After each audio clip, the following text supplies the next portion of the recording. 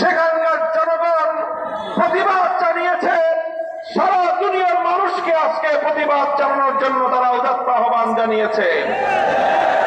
তাদের প্রতি সংহতি জানিয়ে গোটা বিশ্ববাসীর ন্যায় আজ বাংলার টেকনাফ থেকে তেতুলিয়া জাতি ধর্ম বর্ণ নির্বিশেষে দল মতের ঊর্ধ্বে উঠে সকল শ্রেণীর নারী পুরুষ সকলেই ঐক্যবদ্ধভাবে আজ ফিলিস্তিনের মুক্তি আন্দোলনের জন্য রাজপথে নেমে এসেছে।